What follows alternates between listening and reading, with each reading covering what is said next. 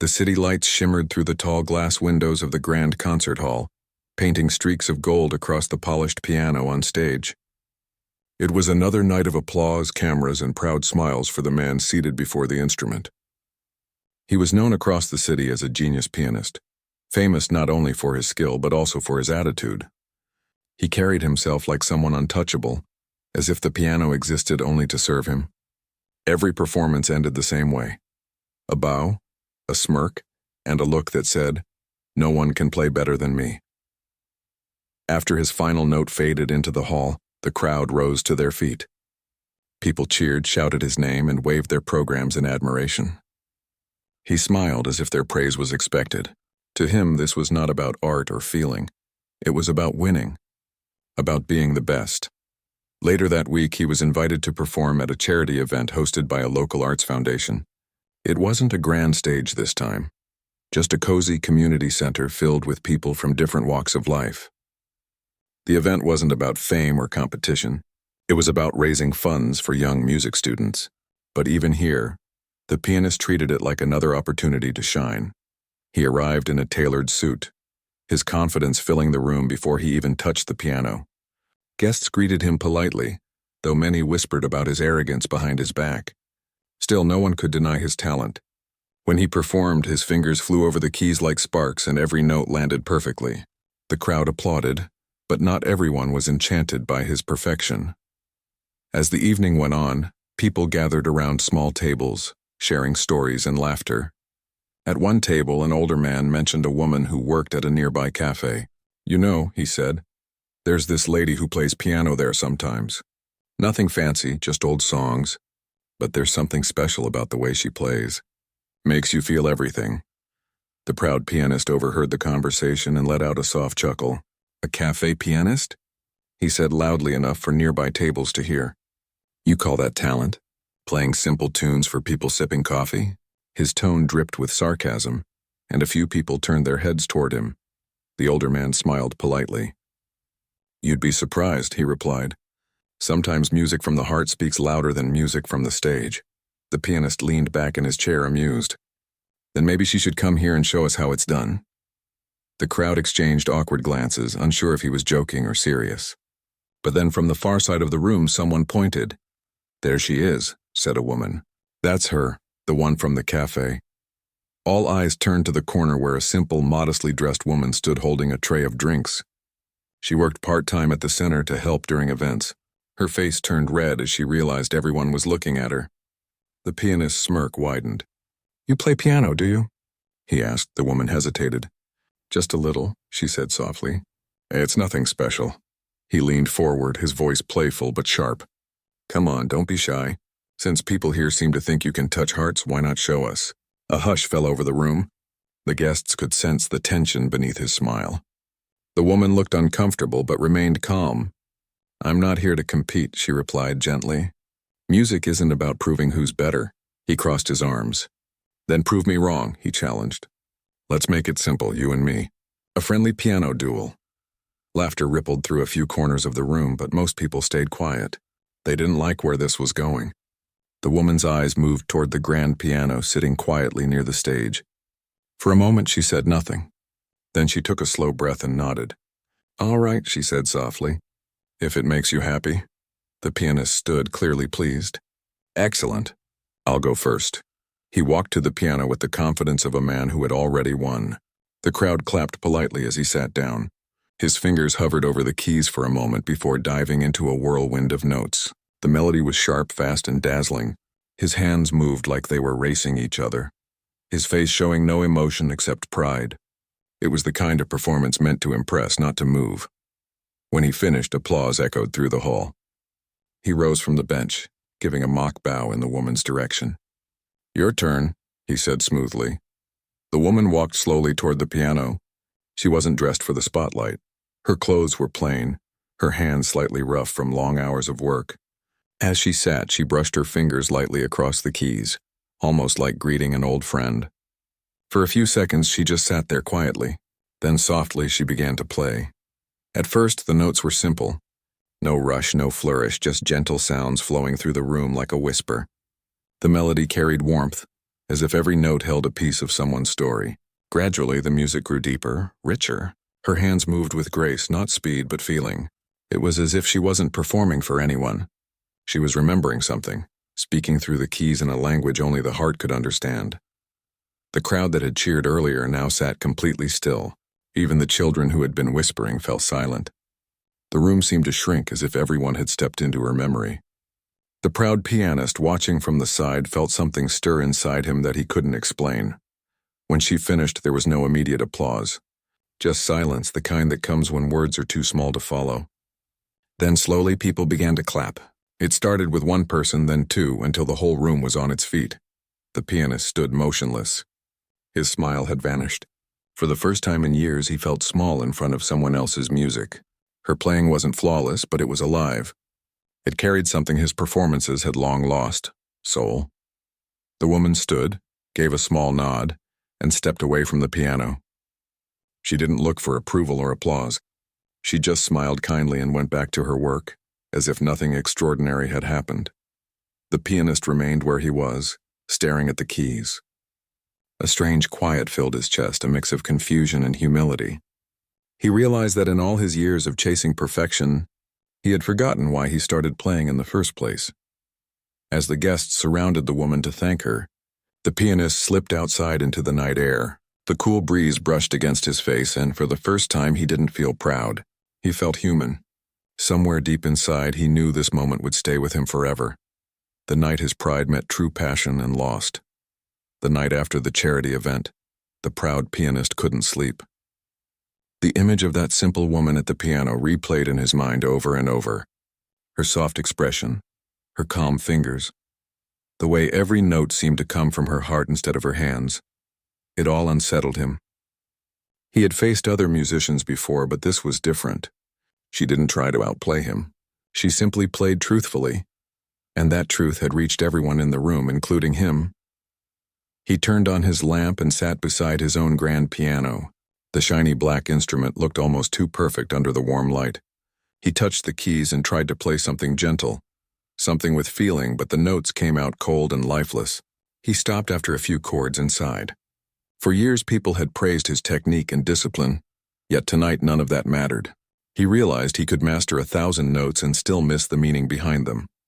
The next morning he tried to focus on his regular schedule. He had interviews, rehearsals, and an upcoming concert at the city theater.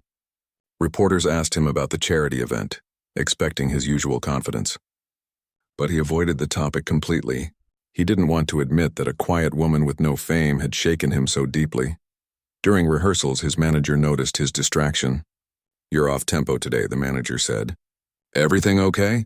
He nodded quickly, pretending to be fine, but inside his thoughts were somewhere else. Every sound of the piano reminded him of her melody, the one that silenced the whole hall. He remembered how she didn't seem to care about the applause. She played, smiled softly, and walked away like music was something sacred, not something to show off. After rehearsal, he wandered through the city streets without a plan. He passed through markets, old buildings, and small cafes. The city felt different somehow, quieter, humbler. Eventually, he found himself standing in front of a small cafe near the corner of an old street. A familiar sound drifted through the open door. A piano. He hesitated for a moment, then stepped inside. The place was simple.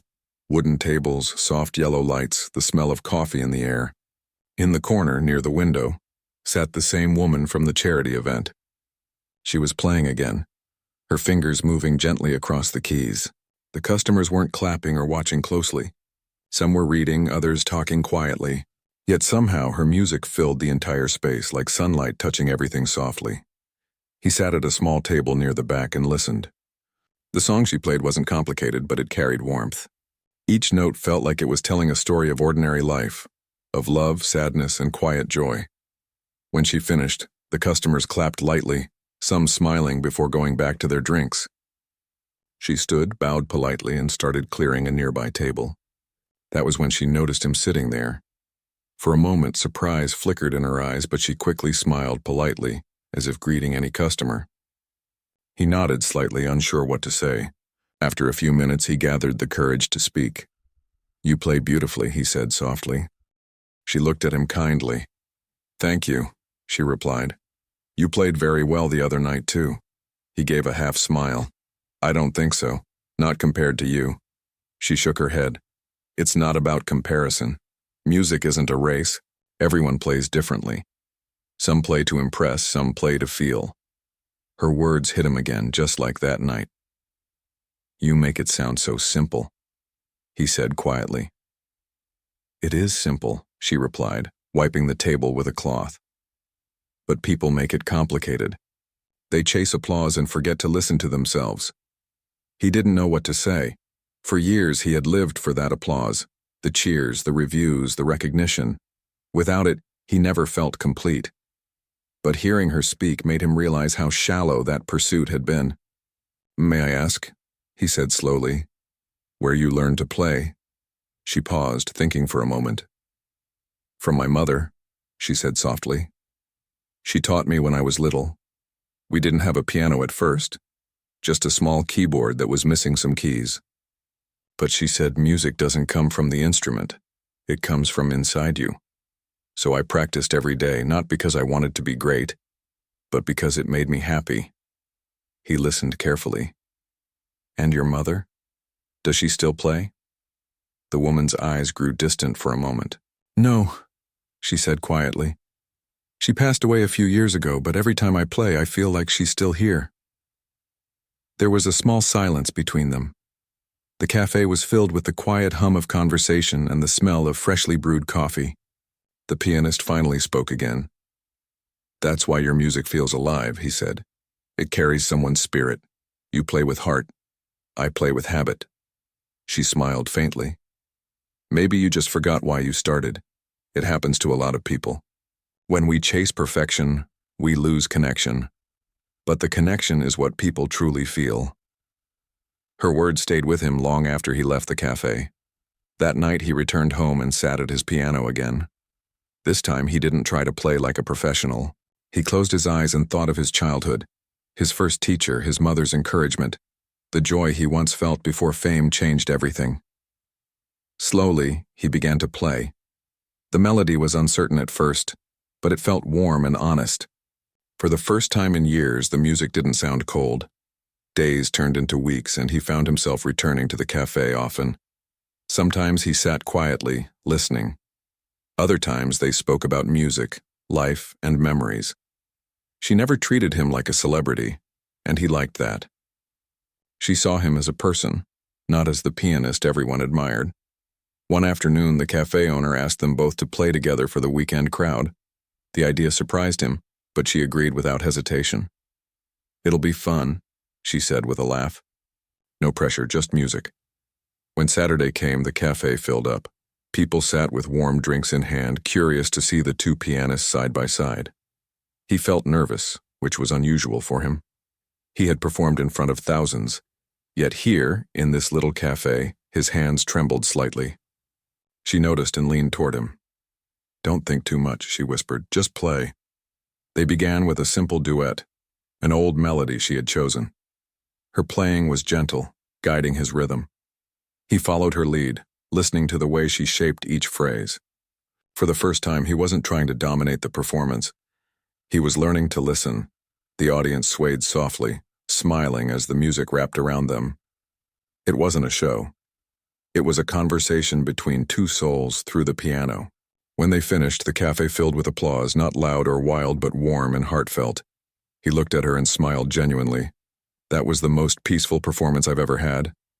She smiled back. Because you played, not performed. That night, he walked home with a lighter heart. The city lights didn't seem so harsh anymore. He felt grateful.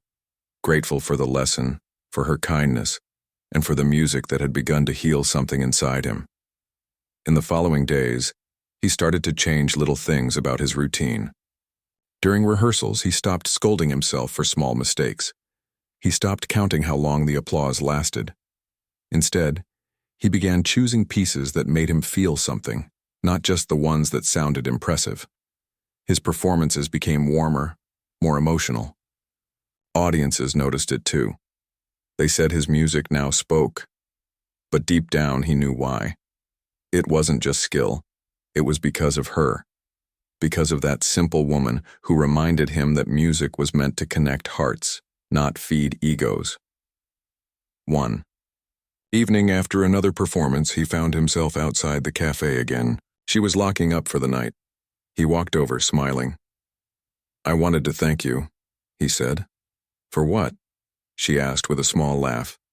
"For reminding me what real music feels like." She looked at him thoughtfully. "You didn't need me for that. You just needed to remember who you were before the world told you who to be." Her words settled deeply in him. For the first time in years, he felt peace. No stage lights, no applause, no critics. Just the quiet truth that music was never about pride. It was about connection. As they stood there under the soft glow of the streetlight, the air carried a calm stillness. The proud pianist was no longer the same man who once mocked her. He had found something far greater than fame: humility, peace, and purpose. And though he didn't say it out loud, he knew that this simple woman had changed his life forever, one note at a time. The weeks that followed were filled with quiet changes. The proud pianist, once known for his ego, started to act differently. People who had known him for years began to notice. During his rehearsals, he no longer demanded perfection from the musicians around him. He smiled more, listened more, and when mistakes happened, he didn't react with irritation. Something about him had softened, and though no one knew the real reason, those who worked with him could feel it. But deep inside, he knew it was because of her, the simple woman who had humbled him with nothing more than a song. Her words, her calmness, and her way of playing from the heart had stayed with him like a quiet echo. Every time he sat at the piano, her music came back to him. One morning, as he was practicing in the hall, his manager came in holding a few papers. "You've been invited to perform at the Grand Winter Gala," the manager said. "It's a big event this year. The theme is music that connects hearts. Well, you'd be the main guest." The pianist paused, looking at the sheet. It was one of the most prestigious events in the city, an evening where artists, donors, and music lovers gathered to celebrate art. But this time, the event's theme struck something inside him. Music that connects hearts. He thought for a moment, then said quietly, "I'll accept it, but only if I can bring someone with me to perform." The manager raised an eyebrow. "Who?" He hesitated for a moment, then said softly, "The woman from the cafe." The manager blinked, confused. "You mean the one who played at that charity event? Are you serious? She's not a professional. This is the city's biggest stage." "I know," he replied calmly. "That's exactly why I want her there." The manager didn't argue further, though he clearly didn't understand. He just nodded and said he would make arrangements. A few days later, the pianist visited the cafe again. She was there as usual, playing softly while people sipped coffee and talked quietly. When she saw him walk in, she smiled as though she had expected him. He waited until her song ended before approaching her. "I need your help," he said gently. She looked surprised. "My help?" He nodded. "There's a concert next month. A big one. They want me to perform. But I told them I'd only do it if I could play with you." Her eyes widened slightly. "With me? I don't think I belong on a stage like that." He shook his head. "You do. You belong wherever real music lives. And that's what you play." She looked unsure, wiping her hands nervously on a napkin. "I'm not used to crowds. I only play here because it feels safe. People listen with their hearts here. A big hall full of strangers. I don't know." He gave her a warm, understanding look. "I'll be right beside you. You don't have to prove anything. Just play like you always do." For a long moment, she said nothing. Then she smiled softly. "All right. But only if you promise one thing." "What's that?" he asked. "That we don't make it a show. Let's just make it about the music." He smiled back. "That's a promise." From that day on, they began to meet regularly to practice together. Every evening, after the cafe closed, they sat at the piano side by side. Sometimes they talked about life, sometimes they just played without saying a word. Their music blended naturally, his precision meeting her emotion, her gentleness calming his energy. One night, as they finished a practice session, he looked at her and said, "Do you ever get nervous before you play?" She thought for a moment and smiled. "Always. But I remind myself that music isn't about me. It's about what I'm giving to others. Once I think of it that way, the fear fades." He nodded slowly, realizing how much truth was in her words. For years, he had played for the audience. But she played to the audience, as if each note was a gift. As the day of the gala drew closer, word spread about the unusual duet. Some people laughed at the idea of a world-famous pianist sharing the stage with a woman who played in a small cafe. Others were curious, eager to see what made him so determined to include her. When the night finally arrived, the concert hall was filled with elegant guests. The stage was decorated with soft golden lights, and the grand piano stood at the center, gleaming under the spotlight. The air buzzed with quiet anticipation. Backstage, the woman stood in a simple dress, looking down at her hands. The pianist noticed her silence and walked over. "You'll be amazing," he said gently. She smiled nervously. "I still can't believe I agreed to this." "You didn't agree," he said with a grin. "You trusted the music. That's all that matters." When their names were announced, the applause filled the hall. The pianist walked out first, followed by her. Some in the audience looked surprised at her presence, whispering quietly to each other. She didn't seem like someone who belonged on that stage. And yet, the moment she sat at the piano, a calmness filled the air. They began with a duet they had practiced many times, a melody that started with his firm, confident chords and slowly merged into her soft emotional phrasing. It was a conversation between two souls, told through sound instead of words. At first, the audience watched curiously. But as the music grew deeper, their expressions softened. The piano seemed to tell a story. A proud man who had lost his way and a gentle soul who reminded him what music truly meant. Halfway through, he looked at her and gave a small nod, signaling for her to take the lead. She closed her eyes and began to play her own melody, weaving it into the piece like a whisper. Her music carried a quiet strength, filled with warmth and memory. The hall fell completely silent. He sat beside her, watching her fingers dance across the keys. For the first time, he didn't feel the need to compete or shine. He felt proud, not of himself, but of her, and of what they had created together. When the final note faded, the silence lingered for several seconds before the hall erupted in applause. It wasn't the usual loud, showy kind of applause. It was heartfelt. People stood to their feet, clapping with genuine emotion, some even wiping tears from their eyes. The woman looked overwhelmed but grateful. She gave a small bow and he joined her. For a moment they stood side by side, soaking in the warmth of the audience, not as rivals but as equals. Backstage, after the performance, reporters rushed in, eager to ask questions. "Who is she?" one of them asked the pianist. "Why bring her here?" He smiled and replied simply, "She's the reason I remembered what music really is." The next morning, newspapers were filled with stories about the performance. Some headlines called it the most honest duet of the year. Others spoke about how the simplicity of their music had moved the entire hall. But for both of them, it wasn't about fame or recognition. It was about the connection they had created through music. In the following weeks, the cafe became a little busier. More people came not just to drink coffee but to hear her play. Still, she remained the same, humble, kind, and quiet. Sometimes the pianist would visit again, and they would play together for whoever happened to be there. One evening, after a long session, she turned to him and said, "Do you see how people listen differently now?" He smiled. "Yes, it's like they're hearing with their hearts." She nodded. "That's all I ever wanted." He looked at her for a moment before saying softly, "You've changed me, you know." She chuckled lightly. "I didn't change you. You just started listening to others, to music, and to yourself." He didn't respond. He simply smiled, knowing she was right. That night, as he walked home through the quiet streets, the sound of their duet replayed in his mind. It wasn't the most technically perfect performance of his career, but it was the most meaningful one. It had reminded him of the pure joy of playing, not for praise, but for peace. The city lights shimmered around him as he whispered to himself, "Music isn't about pride.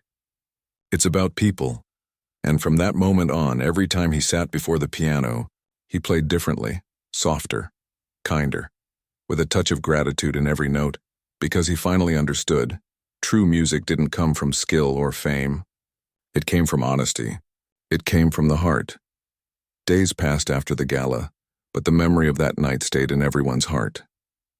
People who had attended couldn't stop talking about how two pianists, so different in background and style, had created something so pure and real together.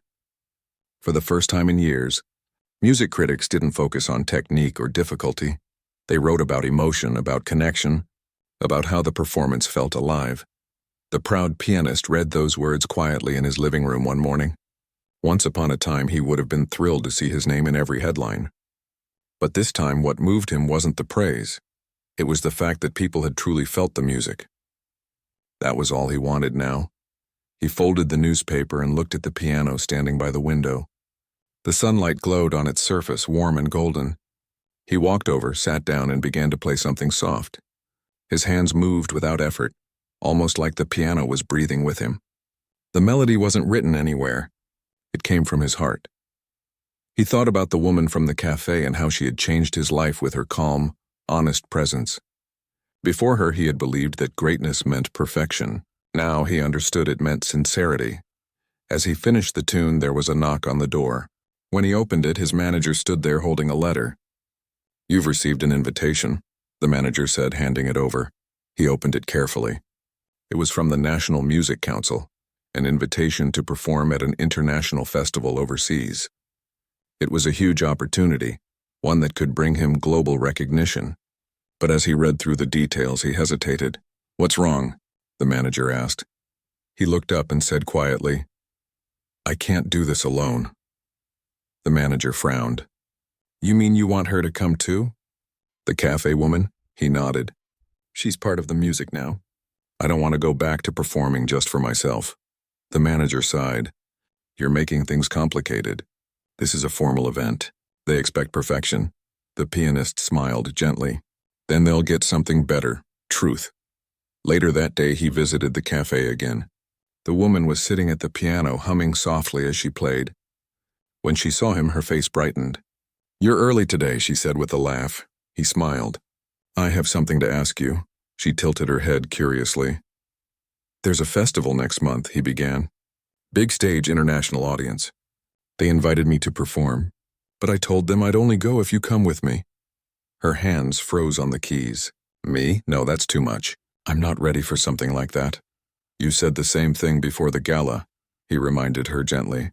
"And you were wonderful." She smiled faintly. "That was different. This is the world stage." He leaned forward slightly. "That's why it matters.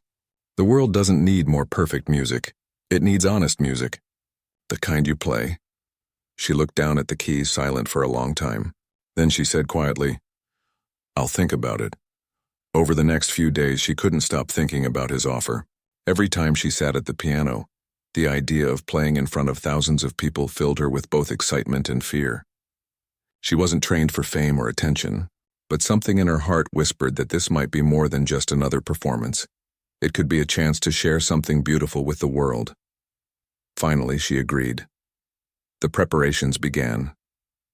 The organizers sent flight tickets, hotel bookings, and rehearsal schedules. The pianist handled most of the arrangements, making sure she was comfortable with everything. He wanted her to feel safe and respected, knowing how different this experience would be from her small cafe performances. When they arrived at the city where the festival was being held, everything felt bigger: the streets, the buildings, the energy. The hall they were set to perform in was enormous, with high ceilings, golden chandeliers, and rows of velvet seats. As they stepped inside for rehearsal, she stood silently, looking around in awe. "It's beautiful," she whispered. He nodded. "It is, but it'll only come alive when you play." They sat together at the piano and began to rehearse their duet. The sound echoed through the empty hall like soft waves. At first she seemed tense, her fingers a little stiff. But as the hours passed, she relaxed, losing herself in the music just as she always did. The festival day came faster than they expected. Musicians from all over the world arrived: violinists, cellists, opera singers, composers. The atmosphere buzzed with nerves and excitement. Everyone wanted to impress the judges and the massive audience that would be watching both live and online. But unlike the others, the two of them weren't there to compete. They were there to share. Backstage, she sat quietly, taking slow breaths while the pianist tuned the piano one last time. He noticed her trembling hands and said softly, "Remember what you told me. That music isn't about you. It's about what you give." She smiled weakly. "I remember." "Then give them what only you can give," he said. When it was finally their turn, the lights dimmed. The announcer introduced them, and a gentle hush fell over the audience. The pianist led her onto the stage, their footsteps echoing softly against the floor. As they sat down, he could feel her nervousness through the silence. He gave her a reassuring nod before beginning the first notes. The sound was soft, almost like a heartbeat. Then she joined in, her part blending seamlessly with his. The music grew slowly, wrapping the room in warmth. It wasn't loud or flashy. It was pure, like a quiet conversation that touched every soul listening. The audience leaned in, unable to look away. Midway through the performance, the woman began to play a solo section, a piece she had composed herself but never shared before. It told a story without words of love, loss, and hope. Her eyes were closed as she played, her emotions flowing freely through the music. The pianist watched her, realizing that in this moment, she wasn't just a cafe musician, she was a true artist, speaking straight to the heart of every person in the room. When the final note faded, the silence that followed felt sacred. Then, as if on cue, the audience rose to their feet in applause. It wasn't wild cheering, it was deep appreciation. Some people even wiped tears from their eyes. The pianist turned to her with a look of quiet pride. "You did it," he whispered. She smiled, still trembling slightly. "We did it." After the show, journalists and festival organizers crowded around them. Everyone wanted to know about her, the woman who had captured the audience so deeply with just a few simple melodies. One reporter asked, "What makes your music so different? It feels like we're hearing your heart." The woman paused for a moment, then said softly, "Because that's exactly what it is. I just play what I feel. Maybe people are tired of hearing perfect music. Maybe they want something real." Her words were quoted everywhere the next day. People called her the heart of the festival. Invitations started coming for both of them to perform in different countries, but she politely declined most of them. She said she didn't want to lose herself in fame. The pianist respected her decision completely. After they returned home, the cafe once again became her little stage. But it wasn't the same anymore. Now it was a place where people from all over came to listen, not just locals. Still, she kept everything simple. No posters, no tickets, no cameras, just her piano, her quiet smile, and the warmth that filled the room every time she played. The pianist visited often, sometimes joining her for a song or two. Other times he just listened from a corner, smiling as people experienced the same peace he once felt the first time he heard her play. One evening, as the cafe was closing, she turned to him and said softly, "You could be performing anywhere in the world right now. Why are you still here?" He smiled. "Because this is where real music lives." She laughed gently. "And to think it all started because of your challenge that night." He looked down, a little embarrassed. "Maybe it wasn't a challenge after all. Maybe it was fate's way of humbling me." She nodded. "Sometimes life teaches us through small moments. You just have to be willing to listen." He looked at her, truly grateful. "Thank you for teaching me how to listen." Outside, the city lights flickered softly as the night deepened. Inside the cafe, the piano sat quietly, reflecting the glow of the lamps. Two souls who once met as strangers. One full of pride, the other full of grace, had become partners in something greater than fame or success. Through music, they had found understanding, friendship, and peace. And as the last light went out and the door closed for the night, the echo of their shared melodies lingered, reminding anyone who listened that the truest kind of music doesn't come from skill or speed. It comes from the heart that dares to feel. Weeks passed since the festival, and life slowly returned to its gentle rhythm. The cafe once again smelled of fresh coffee and pastries, the sound of soft laughter mixing with the warm notes of the piano. But something about it felt different now. The people who came weren't just customers, they were listeners. They came not only to eat or chat, but to feel something real. The woman sat at the piano every evening, just like before. Her fingers moved with quiet confidence, yet every note she played seemed to carry new meaning. There was peace in her music now, but also depth, a kind of understanding that only comes after facing something big and coming out changed. The proud pianist visited often, though now he came not as a guest performer but as a friend. Sometimes he brought a few students along, young musicians eager to learn not just about technique but about emotion. He wanted them to see how music could touch lives in ways no competition or trophy ever could. One evening, as she finished playing a song, he approached her with a gentle smile. "You've been avoiding the stage again," he said softly. She chuckled. "I prefer this one. It's smaller, but it feels honest," he nodded. "I understand. Still, there's something you should know." He handed her an envelope. Inside was an invitation, another performance offer. But this time it wasn't from a grand festival or a fancy hall. It was from a small music school in a nearby town. The letter explained how the students there had been inspired by her story, how they watched videos of the festival performance online and wanted to meet her, to learn from her. Her eyes widened slightly. "They want me to teach?" "Not to teach," he said gently. "To share. There's a difference." She smiled softly, her gaze drifting toward the piano. "Do you think I should go?" He smiled back. "I think they need to hear what you have to say. Not with words, with your music." A week later, she found herself standing outside the small music school. It wasn't fancy at all, just a modest building with a few pianos, wooden benches, and walls covered in drawings from students. But the warmth inside was immediate. The children greeted her with bright eyes and nervous smiles. One little girl shyly came forward and asked, "Miss, is it true you used to play in a cafe?" The woman smiled. "Yes, it's true. And the man who played with you, he's famous, right?" The girl added. The woman nodded. "He's a wonderful pianist, but fame isn't what makes him great. It's his heart." The children listened closely, their curiosity growing. She sat at the piano, motioning for them to gather around. "Do you know what music really is?" she asked softly. One boy raised his hand. "It's sound?" She smiled. "It's feeling. Sound is just how feelings travel." Then she began to play. A gentle melody, simple but full of warmth. The children watched, mesmerized.